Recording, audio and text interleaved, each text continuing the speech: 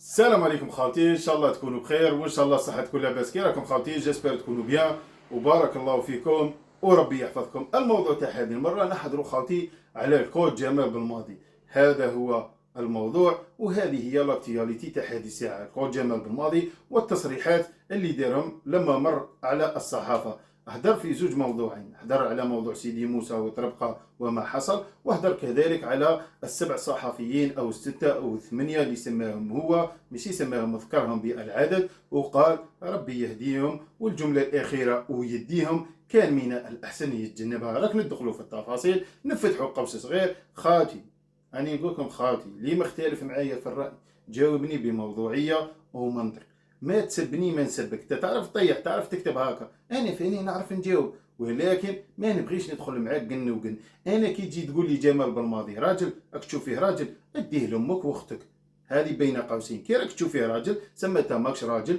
وبوك اللي جابك موش راجل، واللي عندكم في الدار وفي فاميليتكم موش رجاله، خصكم راجل ادو جمال بالماضي.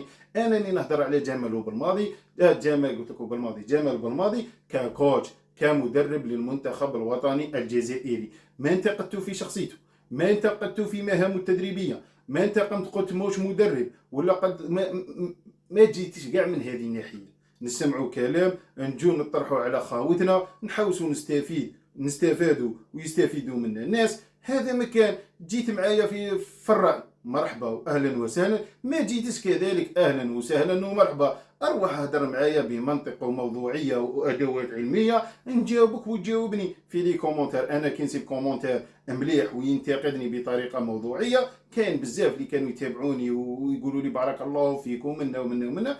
في الاخير كانت بعض الردود الفعل اللي ضدي، جاوبنا لكن بامور واقعيه وبموضوعيه وبادب. ما نبغيش نطيح، حتى تطيح وانا نطيح ومن بعد شبدي لي ولا كومونتير تكتب لي نفعل في امك وانا نكتب لك نفعل في امك واختك وهي رايحه. هذه هاني خسرت عليك زوج كلمات بزاف عليك. لهذا يتجنبوا خاوتي هذا التطياع والتبسير والصوالح، ما يفيدني ما يفيدك. بغيت تنتقدني، بغيت تهدر معايا، بغيت تواجبني، بغيت شفتني غلط في التفكير تاعي ولا في الرؤى تاعي، ارواح مرحبا بك. نفتحوا قوسين ولا نغلقوا خاوتي وندخلوا في الموضوع تاعنا. نروحوا خاوتي للموضوع تاع نهار اليوم، جمال بالماضي وعلاقته بالصحافه. ملي جا جمال بالماضي شفنا العلاقه تاعو متكهربه مع الصحافه. زيد في الآونة الأخيرة ظهور نقد من طرف آخر اللي هما مواقع التواصل الاجتماعي. تقول لي كلون ماشي كلون، كل واحد يلعب لعبه. هو عنده الكلون تاعو ويخدم المصلحة تاعو ويقدسه تقريبا ووصل حتى للتقديس. وكان كذلك النقاد ولا الصحفيين هذو. جامي سمعت واحد ناقد يتمنى الموت لكل جمال بالماضي، جامي قادر في سره يتمنى الخسارة، قادر وهذا غير جائز لأن خسارة بالماضي هي خسارة المنتخب الوطني. قادر يتمنى الذهاب، يتمنى له أنه يخرج من المنتخب الوطني ولا يذهب من المنتخب الوطني، لكن لم أسمع ناقد أو صحفي أو في مواقع التواصل الاجتماعي يتشفى أو يستشفى أو يتمنى له الموت. حتى في أخيب الظروف خسرنا من كأس إفريقيا وخسرنا من الدور الأول، كذلك خاوتي من كأس العالم وشفنا واش صرا. كل هذه المسببات ولا كل هذه الإخفاقات اللي مر بها كل جمال بالماضي، ولكن لم نرى ناقد واحد قال عليه نتمنى له الموت ولا ربي يديه ولا هذا. يعني كي تجي جمال بالماضي في ندوة صحفية يسألوك على الصحافة، تقول ربي يهديهم، تقول عندهم الحرية في النقد، وتبلع لهم فامهم وتبلع عنا احنا فامنا، وتبلع اللي يشكرك واللي يمدحك واللي يذمك واللي ينتقدك بالاداء والنتيجه. انت كي تربح لي في السينيغال الماتش الجاي تبلع الفام، انت كي تبعد روحك على المشاكل وما تخليش الكلاب وبعض الهيشر وبعض كما سميتهم انا نطف قصامه يخدموا باسمك، فما كي نتبلع على مفاهيم.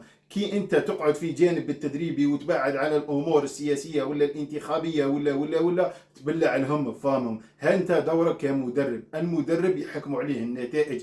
انت ربحت كاس افريقيا شاهدنا بيك وكنا من الاوائل قبل ما يطلعوا هذو الكلاب، سواء مسيلمه الكذاب، سواء هذاك الدجال، سواء الكلاب تاعو اللي راه مربيهم، قبل ما يطلعوا هما المواقع التواصل الاجتماعي. احنا طالبنا وقلنا جيبوا كود جمال بالماضي، طالبنا من زاتشي ودنا عليه ضغط انه يجلب جمال بالماضي لما كان مدرب في الخويه. يعني تزيد عليا ونزيد عليك، اي سي با لابين، غي سي با لابين. نروحوا خاوتي من الموضوع هذا نروحوا الموضوع الطربقه. الطربقه ولا مش عارف كيسموها التونسيه اللي صرات عليها بلبلاء كبيره. حنا نعرفوا يعني بالماضي خرج بخرجه انه برأ نفسه تماما وقال لك ما تشوفوش معايا، شوفوا مع المسؤولين. حنا نعرفوا خاطي ما نكذبوش على رواحنا، نعرفوا ان الامر والناهي في المنتخب الوطني الجزائري سي بيان كود جمال بالماضي.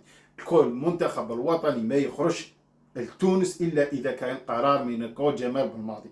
صح صاب سيدي موسى خاسر، صاب ارضيه الملاعب خاسر، ولكن كي تشوفي لي فوتو خاطي تشوف بلي ارضيه قسنطينه شابه، كان اراضي مثلا تشاكر مليحه، كان ملاعب مليحه وتستوعب الجمهور الجزائري به بالمنتخب بتاعو. دروك انت بتاخذ قرار فردي، وحنا نعرفوا خاطي ما نكذبوش ما ندسوش الشمس بالغربال. جمال بالماضي هو المتصرف والامر والناهي في محيط المنتخب الوطني الجزائري. تقريبا ما تصراش حاجه في المنتخب الوطني الجزائري الا بامر من الكود جمال بالماضي. هنا اللي راهم يكذبوا ويحوسوا يبعدوه ويحوس يبعد روحه ما تدخلش في العقل.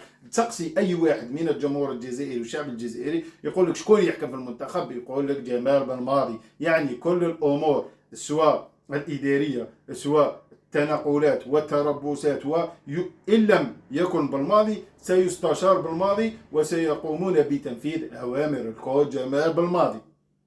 من الآخر يعني الكذب على العقول ماشي مليح. يوفقنا والناس فاقت وسماط اللعب برك ياونا هذه، يا اما يخرج زعفان يا اما يخرج غاضب يا اما يقول لك باي يستقيل، راهم يحاوزوا فيه، راهم مش عارف واش اخطونا من اللعب. خلاص الكود جمال بالماضي لازم يتحمل المسؤوليه تاعو. الكود جمال بالماضي اختاريت تربقى لعدم وجود ولا حضور ولا تحضير مركز سيدي موسى بوان فينال، ويخرجوا المسؤولين. هنا دروك هو ذكر المسؤولين، قال لك شوفوا المسؤولين شكون؟ الامين العام للاتحاديه، المكلف بالاعلام، المكلف بارضيه سيدي موسى. والمشكل واللي الحاجه اللي تضحك ان هذا المدير والمكلف بسيدي موسى نفسه هو اللي انتقل لطربقه للحجوزات وما الى ذلك، وباش يشوف ارضيه الميدان. سيدي موسى خاسر راح يشوف العجب تاع الناس. اروح حتى وفهم خاوتي، اروح حتى وفهم واستفهم. هذه واحده. زوج، جمال بالماضي قال كلمه مهمه وخطيره، قال لك لازم تشوفوا مع المسؤولين. المسؤولين شكون؟ انا حاب نعرف شكون هما المسؤولين. كان مسؤول على القطاع الرياضي اللي هي وزاره الشباب والرياضه. هل يقصد هذا الوزير حماد؟ هل يوجه سهامه الوزير حماد؟ لا ادري، ولكن قول جمال بالماضي شوفوا مع المسؤولين. انا مدرب، اقعد في التدريب تاعك. هذه وحده. اثنين، خلي الناس تخدم، ماشي اللي ما يجيش على هواك تقول له هذا مانيش حاب نشوفه، هذا ما يخدمش معايا. هذا اللي مسؤول على الغازون يتحاسب، واللي مسؤول على ارضيه سيدي موسى يتحاسب، واللي مسؤول على نقل المقابله من سيدي موسى الى تربقه يتحاسب، واللي كان السبب الأول يتحاسب، وإذا كانت الوزارة عندها دخل في هذا تتحاسب، وإذا كان الوزير حماد بشحمه ولعمه عنده مسؤولية كذلك يتحاسب.